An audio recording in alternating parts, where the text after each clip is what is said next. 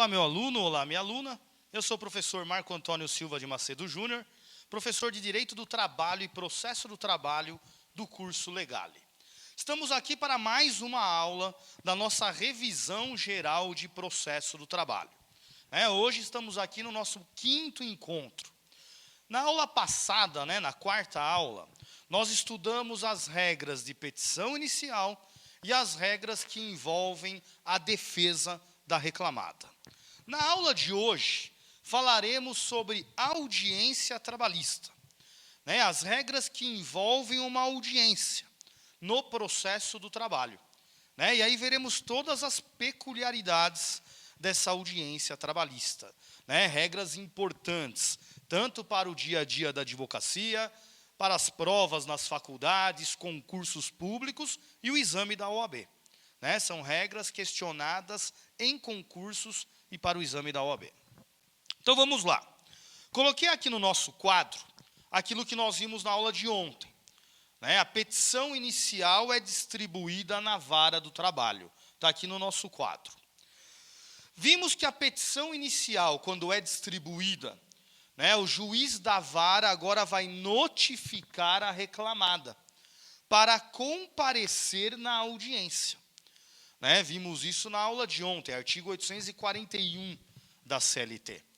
Quando é distribuída a petição inicial, o juiz tem que notificar a reclamada para comparecer numa audiência. Aquele prazo de 5 dias que nós vimos, deve ser respeitado o prazo de 5 dias entre a data da notificação e a realização da audiência. E aí chegamos na audiência. Vimos também, na 3ª aula, que no processo do trabalho, na vara do trabalho, nós temos a figura do juspostulante. Então, quem deve comparecer nessa audiência? O reclamante e a reclamada. Eles são obrigados a contratarem advogados para a defesa dos seus interesses? Nós vimos que não existe a obrigatoriedade, da contratação de advogados. Se o reclamante quiser ir sozinho, ele vai sozinho. Se a reclamada quiser ir sozinha, ela vai sozinha. É lógico que nós recomendamos a contratação de um advogado. O advogado é o operador do direito.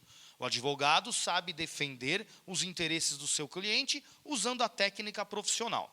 Então, o artigo 843 da CLT, como coloquei aqui no quadro, ele traz essa regra, que as partes comparecem na audiência independentemente da presença de advogados. Você vai contratar advogado se você quiser. Se não quiser ir com advogado, vai sozinho. E aí chegamos na audiência. Foi apregoada a audiência, as partes estão na mesa de audiência. Qual que é o primeiro ato do juiz, o ato processual, nessa audiência? Então, vamos lá. Tentativa de acordo. Então, na hora que as partes sentam-se à mesa de audiência, com advogados ou sem advogados, primeira obrigação do juiz, tentativa de acordo. O juiz é obrigado a tentar a conciliação entre as partes. Artigo 846 da CLT. Coloquei aqui no quadro toda a trajetória da audiência. Primeiro eu vou mostrar para vocês toda a trajetória e depois entraremos nas regras específicas de cada situação. Então, sentamos na mesa de audiência, primeiro ato processual, tentativa de acordo. O juiz tenta o acordo. Se tivermos o acordo, resolvido o processo. Agora, e se não tivermos o acordo? O acordo foi infrutífero. Então, agora, qual que é o próximo passo nessa audiência? A apresentação da defesa. Vimos na aula passada, nosso 4º encontro. A defesa será apresentada em 20 minutos, nós vimos na aula passada, 20 minutos oralmente pela CLT. É lógico que na praxe, os advogados levam a contestação, a reconvenção impressa, ou no PJE, você já mandou para o sistema do PJE. Então, não tendo o acordo, será analisada a defesa da reclamada. E aí, o juiz analisando a defesa, agora nós temos a lide formada. Petição inicial e defesa. E agora os fatos controvertidos devem ser o quê? Analisados pelo juiz, resolvidos pelo juiz. Que se foi distribuída a petição inicial, não teve o acordo, e agora a reclamada se defende, qual seria o resultado dessa audiência? Essa audiência teria que prosseguir até onde? Até a sentença. Eu fui mencionando o quadro passo a passo para vocês aqui. Nós chegaremos aqui, na sentença. Então, após a defesa, os fatos controvertidos serão analisados. O juiz terá que fazer a instrução processual.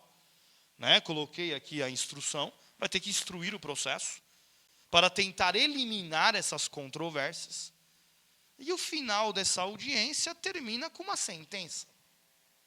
A sentença resolvendo o processo na primeira instância. Que a reclamação trabalhista ela tramita na vara do trabalho.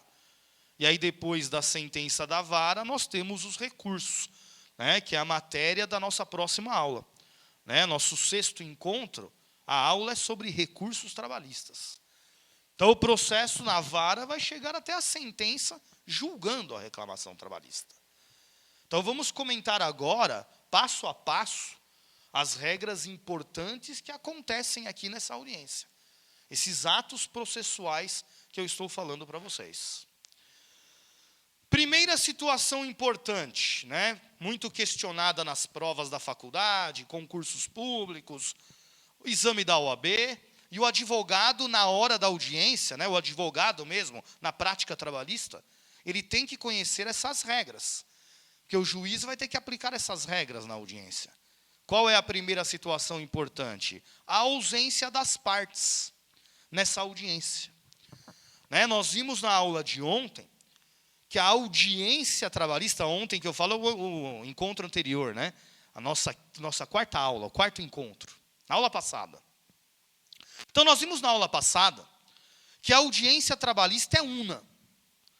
Todos os atos estão concentrados numa única audiência. Então, se a audiência é una, tudo isso daqui que eu mostrei para vocês, tem que acontecer numa única audiência. Mas e se as partes não comparecem na audiência? A audiência é una. Aí chegou no dia da audiência, no horário da audiência, às vezes o reclamante não comparece na audiência. Ou a reclamada não comparece. Ou até mesmo a situação de nenhum dos dois comparecem. Ninguém aparece no dia da audiência. Então, nós temos que conhecer as regras sobre a ausência das partes nessa audiência.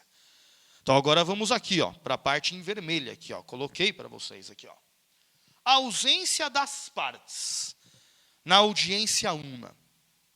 Regras que estão no artigo 844 da CLT. Então, eu coloquei ali bonitinho, Se o reclamante não comparece na audiência una, então foi apregoada a audiência e o reclamante não compareceu. Se o reclamante não compareceu na audiência, o que o juiz tem que fazer com o processo? Está lá, arquivamento.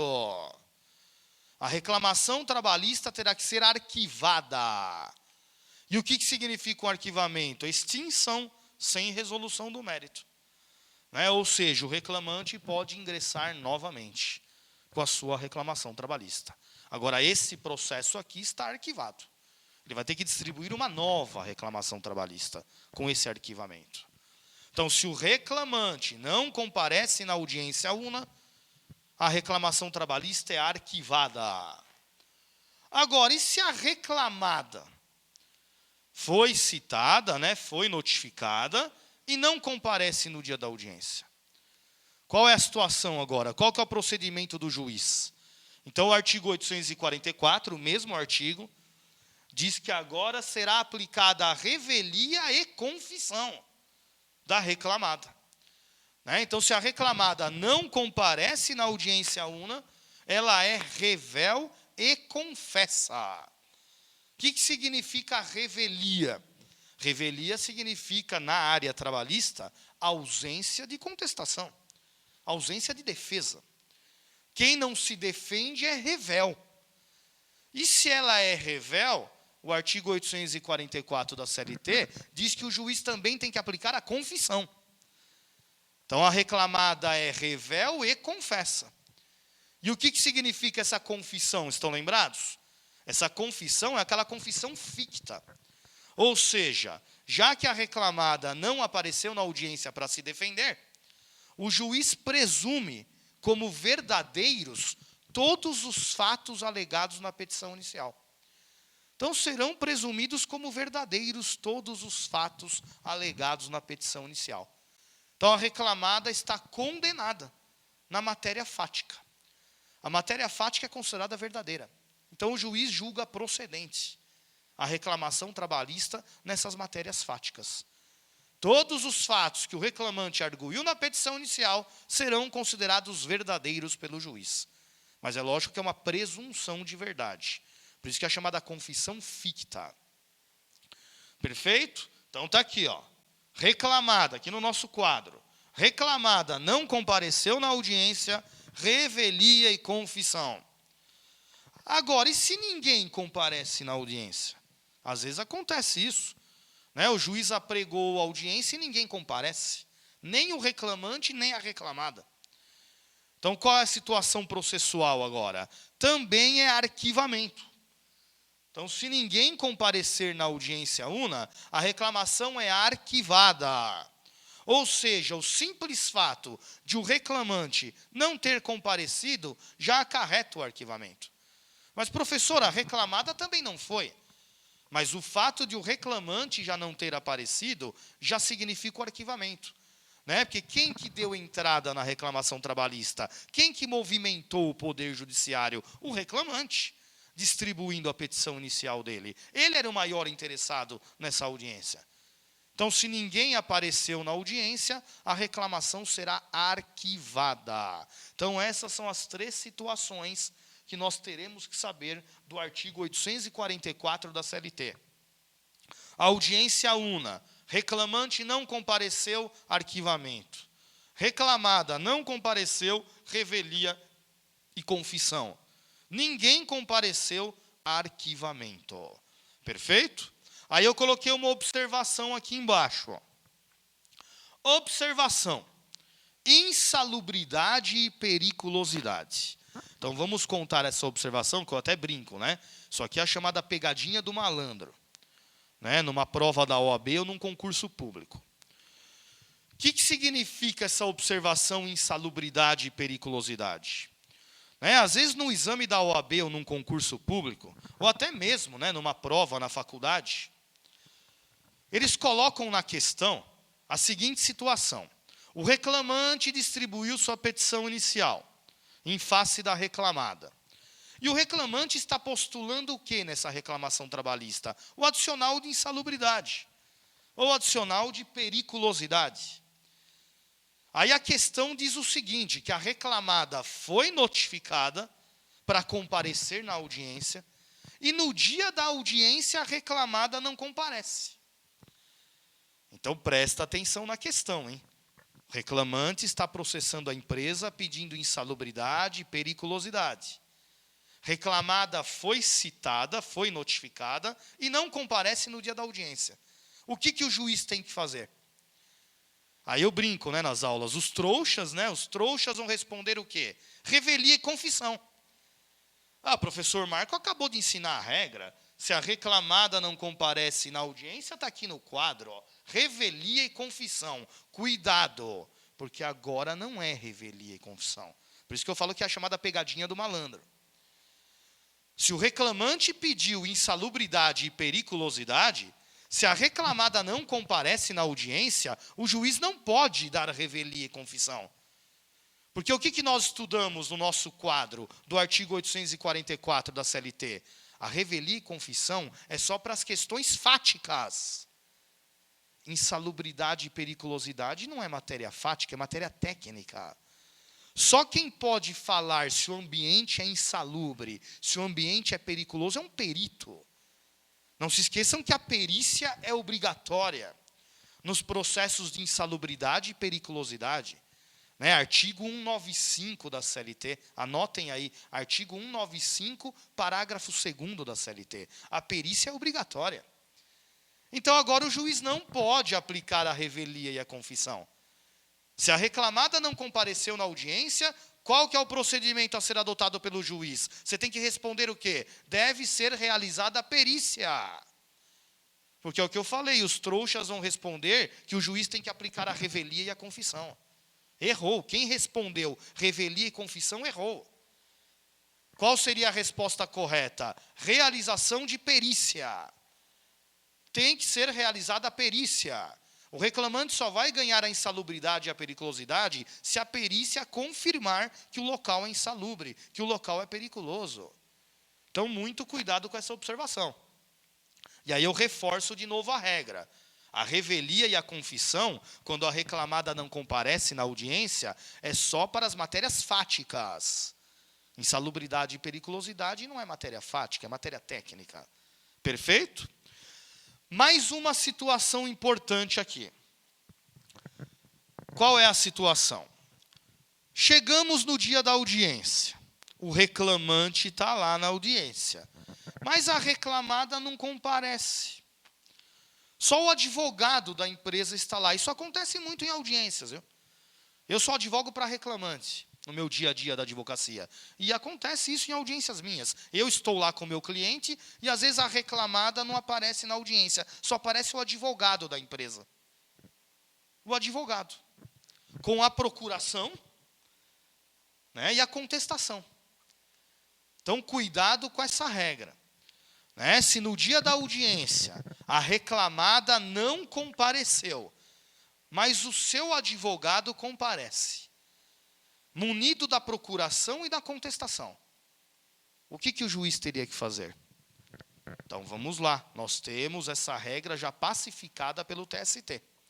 Então, anotem aí, súmula 122 do Tribunal Superior do Trabalho. Súmula 122. Se comparecer apenas o advogado da reclamada na audiência, mesmo que ele esteja com a procuração, mesmo que ele esteja com a defesa, o juiz tem que aplicar a revelia. Ou seja, revelia e confissão. A súmula 122 diz isso. Né? Por que o juiz tem que aplicar a revelia e a confissão? Porque a reclamada não compareceu. Quem tem que comparecer na audiência é a reclamada, é o reclamante.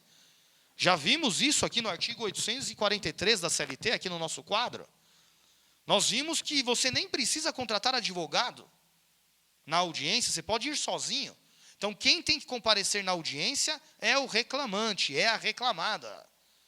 Então, se a reclamada não comparece, comparece apenas o seu advogado, com a procuração e com a defesa, o juiz não poderia receber a procuração nem a defesa. O juiz tem que aplicar a revelia e a confissão. Perfeito? Anotem aí, súmula 122 do TST. Perfeito? Aí outra situação que eu tenho que comentar com vocês aqui, para uma audiência trabalhista. É a famosa figura do preposto. Então, coloquei aqui no quadro também essa historinha aqui, ó. Preposto. O que é que significa o preposto numa audiência trabalhista? Então, vamos lá. Normalmente, as reclamações trabalhistas são distribuídas em face de quem? De empresas. Ou seja, pessoas jurídicas.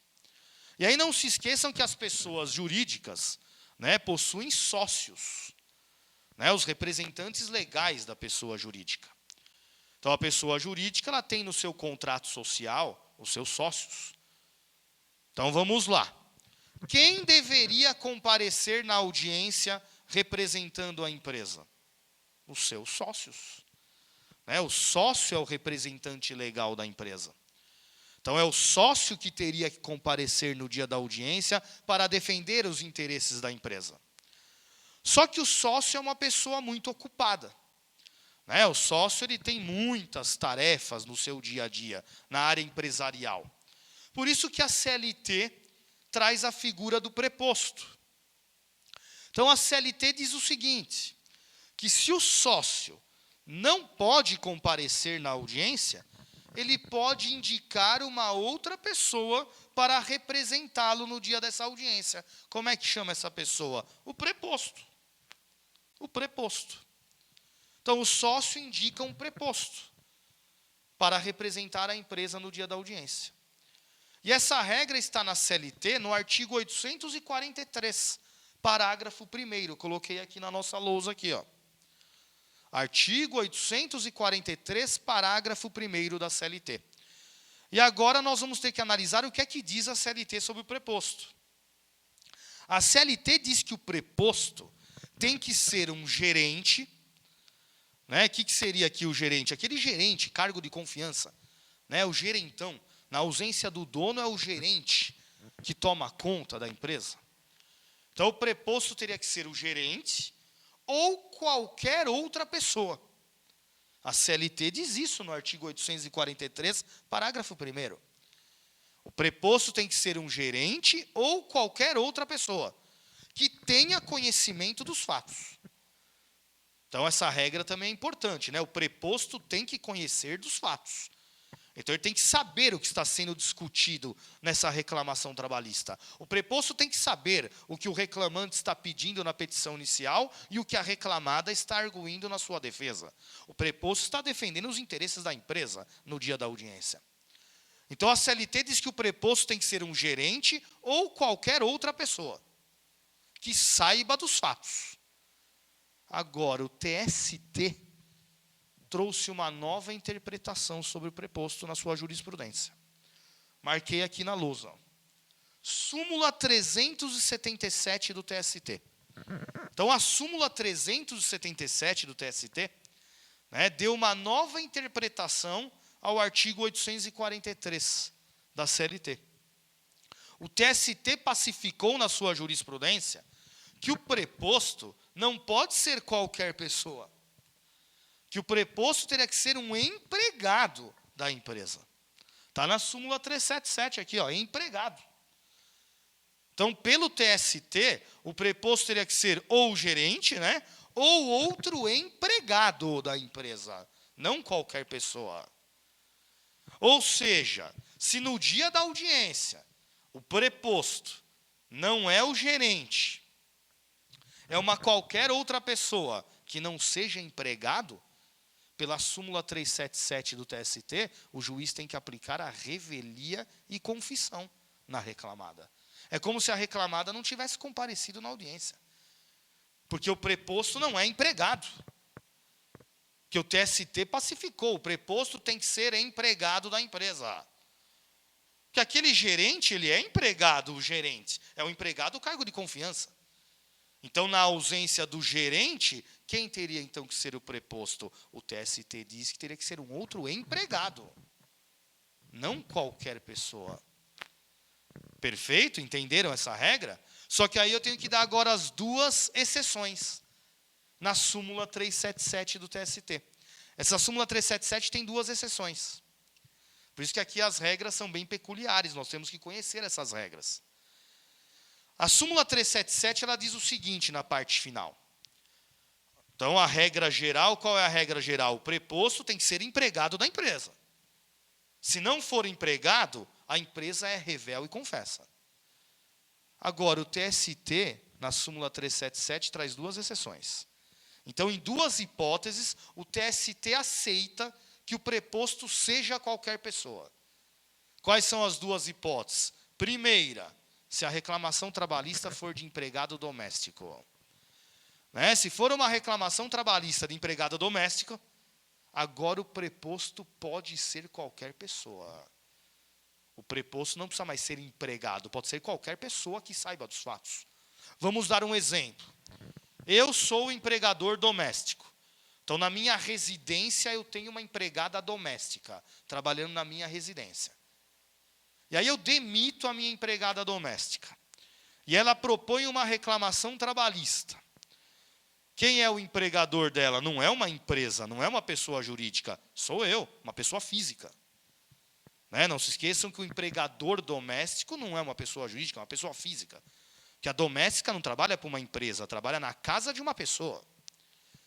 Então, a minha empregada doméstica me processa. Aí, no dia da audiência, quem teria que comparecer na audiência? Eu. Eu sou o réu. Mas se eu tenho outros compromissos no dia da audiência, eu posso indicar um preposto para me representar no dia da audiência? Posso. E aí esse preposto tem que ser meu empregado? Agora não. Agora o TST aceita que o preposto na reclamação trabalhista de doméstico, o preposto pode ser qualquer pessoa que saiba dos fatos. Então eu poderia mandar a minha esposa como preposta no dia da audiência? Poderia mandar a minha esposa. A minha esposa vai lá me representar no dia da audiência. Minha esposa conhece os fatos, né? O que o juiz perguntar, a minha esposa sabe responder sobre esse processo dessa empregada doméstica. Então essa é a primeira exceção. Reclamação trabalhista de doméstico. O preposto pode ser qualquer pessoa que saiba dos fatos. E qual é a segunda exceção? Reclamações trabalhistas propostas em face de microempresa e empresa de pequeno porte. Né? As chamadas ME e EPP. ME, microempresário. EPP, empresa de pequeno porte. Então, se for uma reclamação trabalhista contra o microempresário ou empresário de pequeno porte, o preposto agora também não precisa ser empregado da pessoa jurídica, pode ser qualquer pessoa que saiba dos fatos. Então, vamos lá. Fazendo agora a análise completa da súmula 377. Então, se for uma empresa de médio porte e de grande porte, o preposto tem que ser empregado. O preposto só não precisa ser empregado da empresa se for microempresa ou empresa de pequeno porte. Perfeito? E no caso de reclamação trabalhista de doméstica, o preposto também não precisa ser empregado do reclamado. Pode ser qualquer pessoa que saiba dos fatos. Então, fechamos a súmula 377, que é importantíssima numa audiência trabalhista. Né? Eu já ganhei processos por causa dessa súmula. Sentei numa mesa de audiência com o meu cliente, e aí eu já sei se é empresa de médio porte ou grande porte. Porque quando eu vou para a audiência, eu já tenho a ficha cadastral da empresa. Quando eu distribuo a ação, eu tenho a ficha cadastral da empresa na minha mão. E aí chega na audiência, eu pergunto para o juiz. Né? Primeiro vamos tentar o acordo. Não teve acordo? Excelência, pela ordem, eu quero saber se o preposto é empregado da empresa. Que aqui é uma reclamação trabalhista contra uma empresa de médio porte ou de grande porte. E aí o juiz pergunta para o preposto, você é empregado? Às vezes o preposto fala, não sou empregado. Eu sou do escritório de contabilidade da empresa. Né? Eu sou o contador, mas não aquele contador empregado, contador terceirizado. Aí eu, como advogado do reclamante, vou requerer o que na audiência? Excelência, pela ordem. O reclamante requer a aplicação da revelia e confissão. Súmula 377. Se é uma empresa de médio porte e grande porte, o preposto tem que ser empregado. A súmula 377 diz isso. Se o preposto não é empregado, revelia e confissão. Beleza? Então vamos lá. Retomando aqui para o nosso quadro originário. Petição inicial foi distribuída. Reclamada foi notificada para comparecer na audiência. Chegamos na audiência. Qual que é o primeiro ato do juiz mesmo na audiência? Tentativa de conciliação.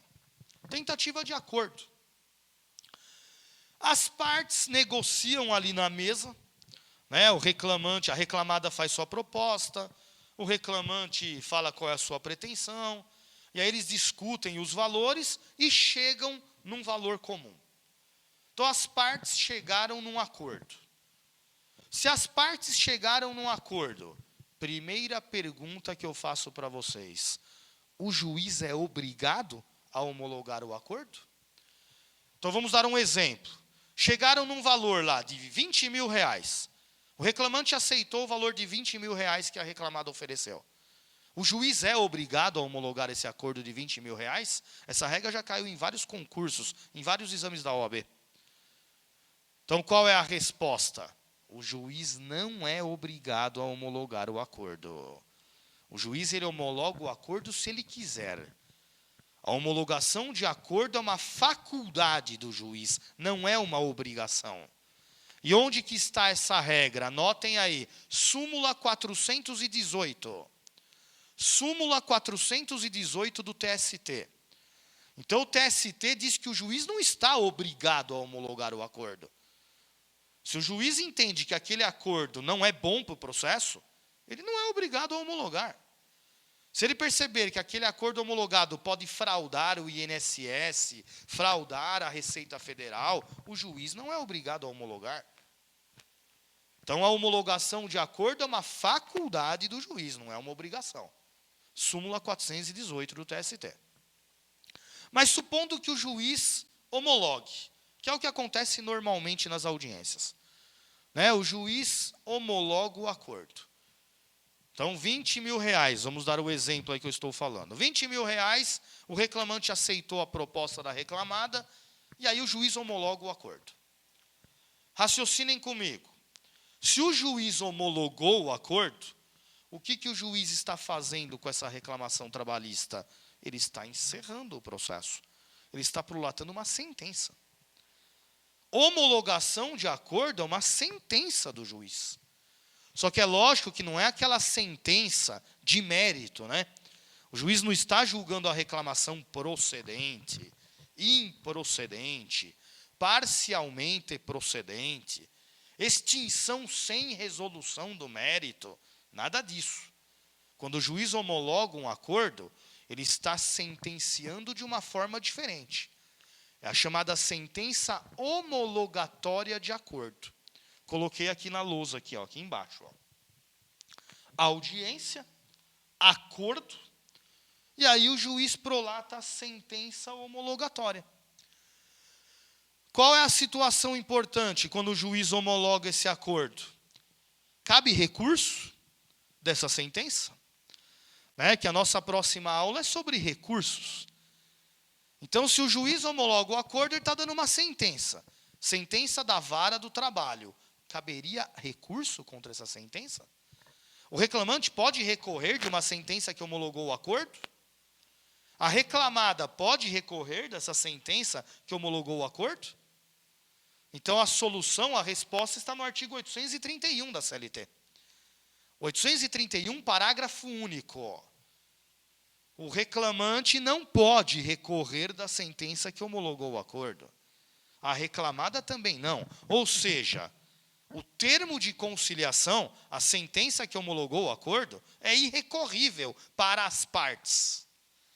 Foi o reclamante que quis fazer o acordo. Como é que ele vai querer recorrer agora dessa sentença? Ele quis fazer o acordo.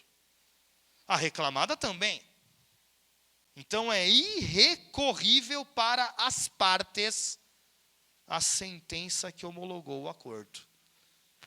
Mas aí, cuidado que existe uma exceção. Existe uma pessoa que pode recorrer dessa sentença. Quem é essa pessoa? O INSS, né? A Previdência Social. É a regra do artigo 831, parágrafo único da CLT. O INSS pode recorrer dessa sentença. Se o INSS perceber que aquele acordo homologado está violando os seus direitos, a Previdência Social. Porque não se esqueçam que a Previdência Social é parte interessada no processo. Né? Nós vimos que se o juiz homologa um acordo sobre verbas salariais, o INSS teria direito de receber valores sobre esse acordo, sobre essa sentença. Nós vimos no nosso primeiro encontro, competência material da Justiça do Trabalho. O juiz é obrigado, né, a executar de ofício os valores devidos ao INSS e ao Imposto de Renda, à Receita Federal, à União, né, hoje é a União, a super receita chamada de União. Então, o INSS pode recorrer da sentença que homologa o acordo. Agora, o reclamante e a reclamada não podem recorrer. Perfeito? Fechamos a história do acordo. Voltando aqui para o nosso quadro originário. E se não tivermos o acordo? Não teve acordo. Tentamos, negociamos, mas não chegamos num acordo. Então, agora a audiência tem que prosseguir. Se o acordo foi infrutífero, a reclamada agora apresenta a sua defesa, que nós vimos na aula anterior. A reclamada se defende ou com exceções, com a própria contestação, ou até mesmo contestação mais reconvenção. Então, a reclamada agora se defende, já que o acordo foi infrutífero. E aí, como falamos já no encontro de hoje, petição inicial e defesa. Então, agora nós temos os fatos controvertidos. Esses fatos controvertidos devem ser eliminados pelo juiz. O juiz tem que solucionar a lide. Como é que o juiz vai resolver quem tem direito? Que o reclamante diz uma coisa na petição inicial, a reclamada diz outra coisa na defesa. Então o juiz agora vai instruir o processo, chamada instrução processual. E como é que o juiz tem que proceder nessa instrução? Coloquei aqui para vocês, ó. Regra do CPC, ó. Artigo 332 do Código de Processo Civil. O juiz ele tem que buscar a verdade real no processo. O juiz vai ter que prolatar a sentença buscando a verdade. O juiz tem que saber quem está dizendo a verdade. Que o reclamante diz uma coisa e a reclamada diz outra. Então o juiz ele tem o dever de buscar a verdade real para prolatar a sua sentença. Como que o juiz vai buscar a verdade real? Com os meios de prova. O artigo 332 do CPC diz isso. O juiz tem todos os meios de prova disponíveis para buscar a verdade real. Então ele vai ter que utilizar dos meios de prova para solucionar o processo na hora da sentença. Então vamos naquilo que é tradicional numa audiência trabalhista. Qual que é o primeiro meio de prova a ser utilizado na instrução processual? Está aqui, ó, coloquei. O interrogatório. O interrogatório ou até mesmo os depoimentos pessoais. Né? Porque o interrogatório é um ato pessoal do juiz. O juiz tem a faculdade de interrogar as partes. Né? O juiz de ofício. Reclamante, senta nessa cadeirinha que eu vou te fazer umas perguntinhas. Reclamada, senta aqui na cadeirinha que eu vou te fazer umas perguntinhas. Então tem juiz que ele já quer ouvir as partes de ofício, que é o chamado interrogatório. Então qual que é a função do interrogatório? Por que o juiz pode querer ouvir de ofício o reclamante e a reclamada? Para buscar a verdade, para buscar a chamada confissão real. O que é a confissão real? Para ver se o reclamante confessa no depoimento dele que ele não tem direito àquilo que ele está pedindo. Ou para ver se a reclamada confessa no depoimento dela se o reclamante tem direito àquilo que ele está pedindo. Se a reclamada tem que ser condenada na pretensão do reclamante. Né? Então, as duas primeiras situações aqui, ó, é o interrogatório e o depoimento pessoal. Se o juiz não quer interrogar, os advogados, as partes, têm o direito de requererem o depoimento pessoal. Então, se eu sou advogado do reclamante, eu estou com o meu cliente na audiência, se o juiz não quer ouvir as partes, eu vou falar, excelência, pela ordem, o reclamante quer ouvir a reclamada. O reclamante está requerendo o depoimento pessoal da reclamada. E o juiz teria que deferir o depoimento pessoal, porque é um meio de prova. Né? Nós vimos no nosso terceiro encontro as peculiaridades do processo do trabalho, as características. Se o juiz indeferir a produção da prova que eu estou requerendo, dá cerceamento de defesa, pode dar a nulidade do processo. Né? Eu vou protestar. E se a sentença prejudica o meu cliente, eu recorro para o TRT pedindo a nulidade do processo, pedindo a designação de uma nova audiência. Então, as partes serão ouvidas ou pelo juiz de ofício, ou a requerimento da parte interessada, para buscarmos a confissão real.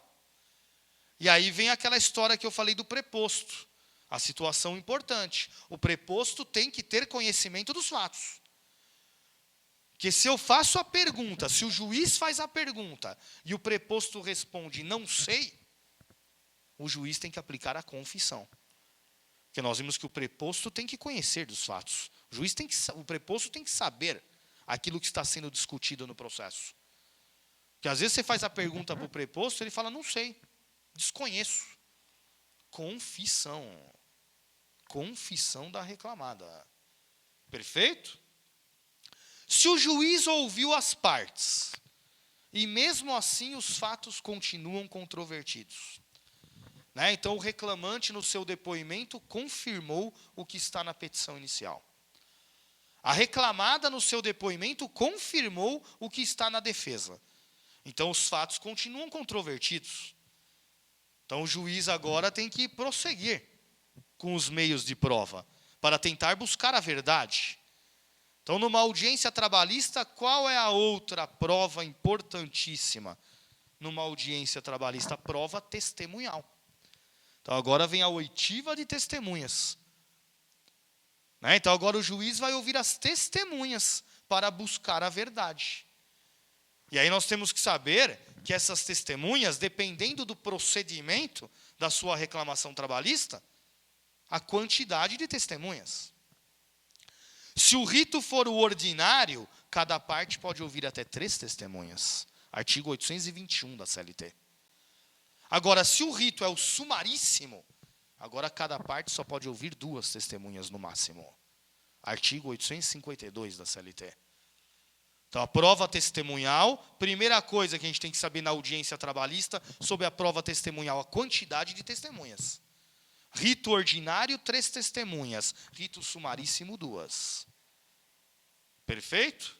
Se a testemunha não comparece no dia da audiência, você convidou a testemunha, o seu cliente, e a testemunha não foi na audiência. Aí, no início da audiência, eu posso requerer o adiamento da audiência, porque a testemunha não compareceu. Excelência, pela ordem, o reclamante vai requerer o adiamento da audiência. Ou, pela ordem, a reclamada vai requerer o adiamento da audiência, porque a testemunha não compareceu.